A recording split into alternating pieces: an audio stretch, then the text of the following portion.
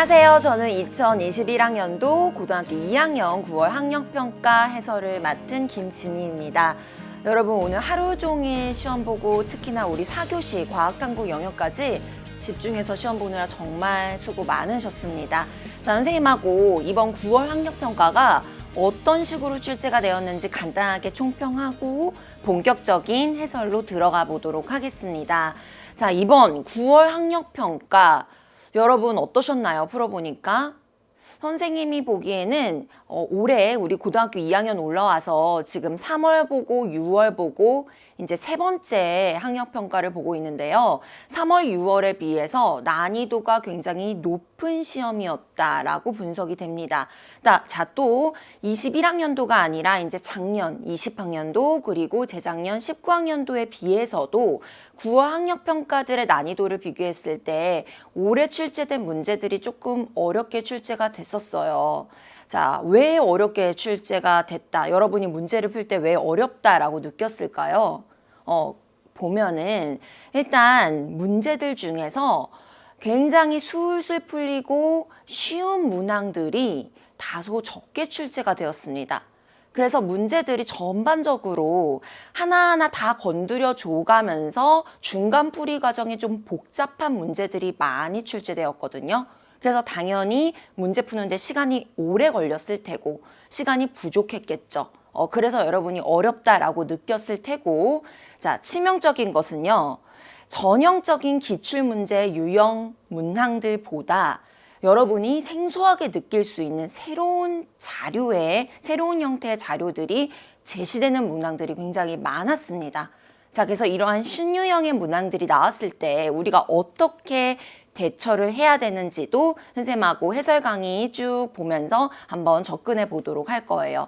자, 먼저 문항들 분석을 좀 해보도록 하겠습니다. 자, 선생님하고 시험지 1페이지부터 쭉 넘겨가면서 문항 분석을 해볼 건데요.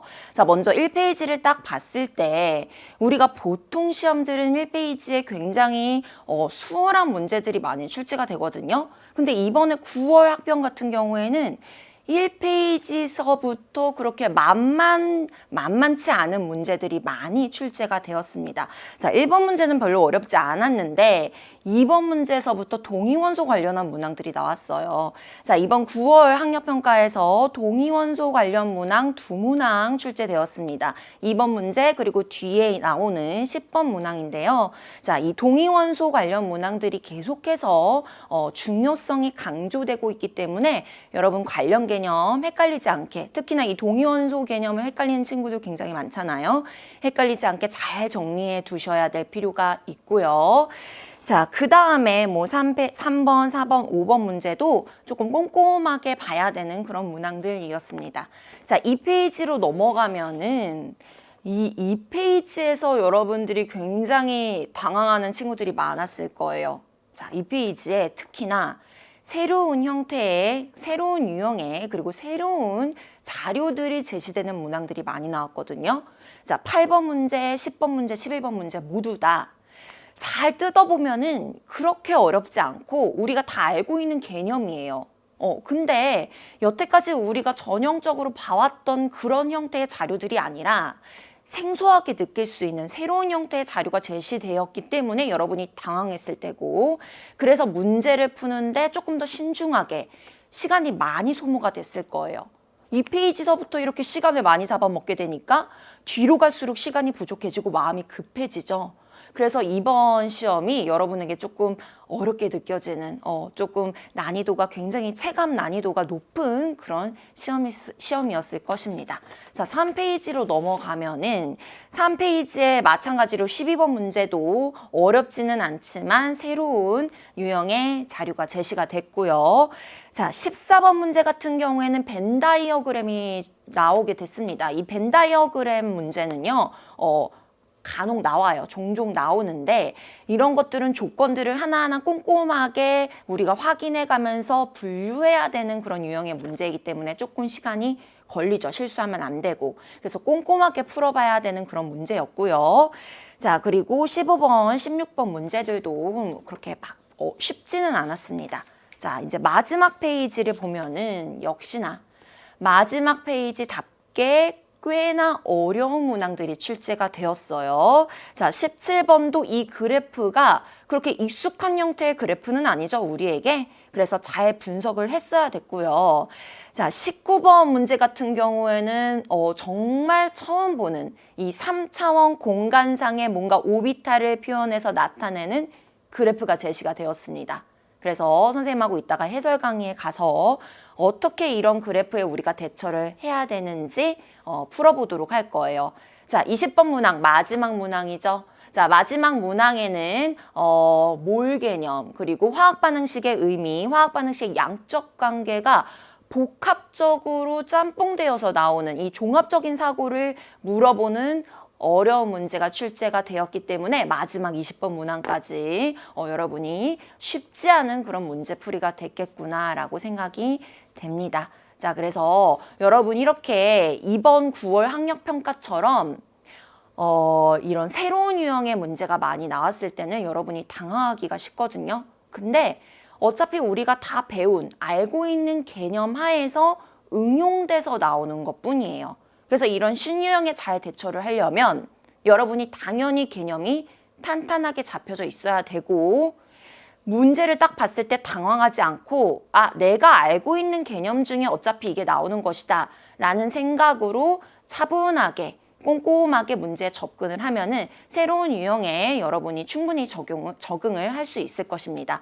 자, 그리고 모든 모의고사와 모든 수능 문제가 이렇게 신유형이 많이 나오진 않아요. 유난히 이번 학력평가 문제들에 신유형이 많이 나온 편이긴 하지만 어쨌든 간에 이 학력평가 모의고사별로 우리에게 생소한 자료가 제시되기 때문에 여러분이 이러한 생소한 문제가 나왔을 때 풀 수 있게끔 계속해서 훈련을 해주셔야 됩니다. 자, 마지막으로 우리가 그러면 이런 9월 학력평가를 어떻게 잘 활용해야 되냐? 일단 여러분의 공부의 방향성을 점검하는 식으로 활용을 해야 됩니다. 자, 여름방학이 지나고 나서 첫 번째 모의고사예요. 여름방학을 이용해서 1학기 때 배웠던 내용을 복습하고 2학기 때 내용을 예습한 친구들 많을 거예요. 내가 제대로 공부하고 있는지 이 모의고사를 통해서 다시 한번 나의 공부 방향성을 점검할 수 있고요. 자, 그다음에 두 번째로는 선생님이 6월 학력평가부터 계속해서 강조하고 있는데 여러분 이제 모의고사 루틴이라는 걸 잡아야 됩니다. 자, 모의고사의 루틴이 뭐냐면은 우리 과탐 같은 경우에는 30분 안에 20문항을 굉장히 빠르게 풀어내야 되잖아요. 시간 관리가 굉장히 중요하거든요. 그래서 모의고사 문제를 풀 때 내가 대략적으로 1페이지 문제 풀 때까지는 시간이 이만큼 걸린다. 2페이지는 최소 요 정도 시간이 지났을 때 끝마쳐야 된다라는 루틴이 있어야 돼요. 그래서 그 루틴을 알아놔야 내가 지금 문제를 풀고 있는데 시간이 부족하다. 그럼 스피드를 내야 되겠죠. 자, 시간이 조금 여유롭다. 그럼 실수하지 않도록 조금 더 꼼꼼하게 점검해 가면서 문제를 풀 수 있다라는 겁니다. 그래서 루틴을 여러분이 잘 잡아놔야 되고요. 자, 마지막으로 이제 2학기가 됐기 때문에 많은 친구들이 수능 과목의 과탐 선택을 결정했을 거예요. 자, 혹시 아직 마음의 결정이 되지 않은 친구들은 남은 2학기 시간 동안 여러분이 받아왔던 모의고사와 내신 성적을 가지고 잘 고민해서 고등학교 3학년 올라가기 전에, 겨울방학이 오기 전에 과탐을 어떤 과목을 선택할지 결정해야 됩니다. 그거 결정하는데 모의고사 성적 잘 활용을 하면 되겠죠. 자, 이렇게 해서 선생님하고 총평 끝내봤고요. 자, 우리는 바로 해설 강의로 넘어가서 1번 문항부터 선생님하고 같이 한번 풀어보도록 하겠습니다. 자, 해설 강의에서 만나요.